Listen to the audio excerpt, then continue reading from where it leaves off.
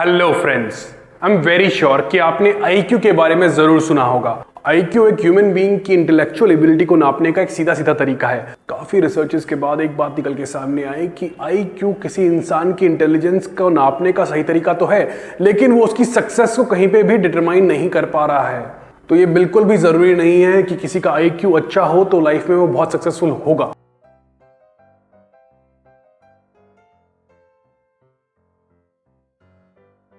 Emotional quotient by Daniel Goleman इसी सफलता की गुत्थी को सुलझाने का एक तरीका है। आज हम समझेंगे कि ईक्यू का मतलब क्या होता है, उसके फायदे क्या होते हैं और कौन सी स्ट्रेटजीज यूज करके हम अलग अलग सिचुएशंस को हैंडल कर सकते हैं by understanding our emotional quotient.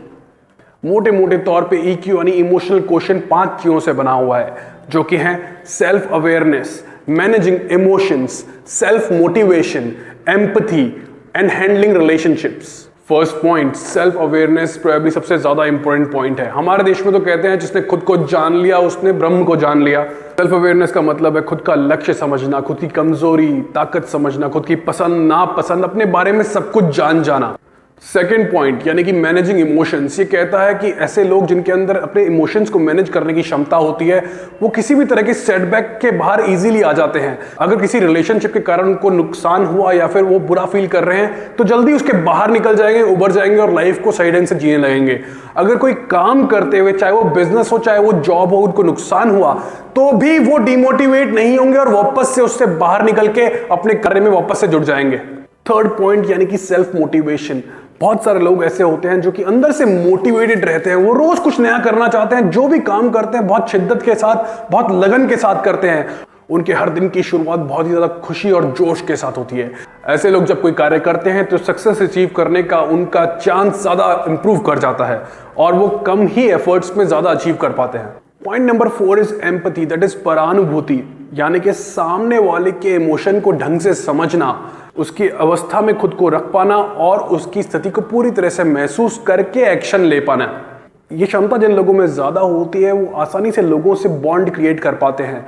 ऐसे लोग बेटर टीचर और सेल्समैन होते हैं और उनके रिलेशनशिप्स कभी खराब नहीं होते, वो हमेशा उनको बना के रखते हैं। Point number 5 is handling relationships. ऐसे लोग जनरली पब्लिक में बहुत पॉपुलर होते हैं, लीडरशिप क्वालिटीज उनमें ऑटोमेटिकली आ जाती है, लोगों के साथ बॉन्ड क्रिएट रखते हैं, बहुत लोगों का नाम उनको हमेशा याद रहता है, उनको लोगों से और लोगों को उनसे मिलने में बड़ा मजा आता है, वो इस पॉपुलैरिटी को खूब इंजॉय भी करते हैं। आज हम इस बुक पे मेंशन 4 प्रॉब्लम्स के सॉल्यूशंस के बारे में बात करने वाले हैं। वो 4 प्रॉब्लम्स है, फर्स्ट गुस्से पे काबू करना, दूसरा दुख पे काबू करना, तीसरा सामने वाले को फीडबैक देखना और चौथा कैसे हम सामने वाले का मूड बदल सकते हैं या फिर आसपास वाले लोगों का मूड चेंज कर सकते हैं।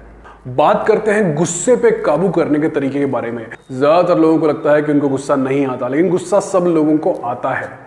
कभी ना कभी आपको गुस्सा जरूर आता होगा। तो जब गुस्सा आता है तो आप क्या कर सकते हैं कि गुस्सा चला जाए। पॉपुलर हॉलीवुड और बॉलीवुड मूवीज को देख के एक बात हमारे दिमाग में जरूर आई होगी कि गुस्से को कम करने का शायद सबसे अच्छा तरीका यह है कि गुस्से को निकाल दो, सामने वाले को 2 गालियां सुना दो या फिर कुछ जोर जोर से चिल्लाओ ताकि गुस्सा निकल जाए। Scientifically that does not work. Scientifically जब हम गुस्सा करते हैं तो सामने वाला उसे रेसिप्रोकेट करता है और वो इमोशन मैग्नीफाई हो जाता है। मानिए कि अगर हम गुस्सा करेंगे तो हमारा गुस्सा और बढ़ेगा। तो अगर हमें हमारे गुस्से को कम करना है तो उसके कुछ इजी तरीके हैं। First of all, take deep breaths, लंबी लंबी सांस लीजिए और आप चाहें तो उनको काउंट भी कर सकते हैं। फॉर एग्जांपल 10 काउंटिंग के साथ 10 लंबी लंबी सांस लीजिए और उसके बाद रिस्पॉन्स दीजिए। Second, go for a walk. जब हम वॉक करते हैं तो हमारी बॉडी का सर्कुलेशन बेटर हो जाता है और सर्कुलेशन होने के साथ साथ हम अच्छा ब्रीथ भी कर रहे होते हैं। इसका एक मिलाजुला प्रभाव ये पड़ता है कि हमारे इमोशंस काम डाउन हो जाते हैं। Third solution is to rephrase sentences. वो सेंटेंस, वो प्रॉब्लम जिसके कारण हमें गुस्सा आ रहा है, हम उसको रिफ्रेज कर सकते हैं। फॉर एग्जाम्पल, अगर कोई रिलेशनशिप हमारा टूट गया है और हम उस कारण से बहुत गुस्से में हैं, सामने वाले को हर्ट करना चाह रहे हैं, तो एक स्टेटमेंट तो हमारे दिमाग में ये आ सकती है that I am angry because the person in front of me has actually hurt me, dissed me and I want to take revenge.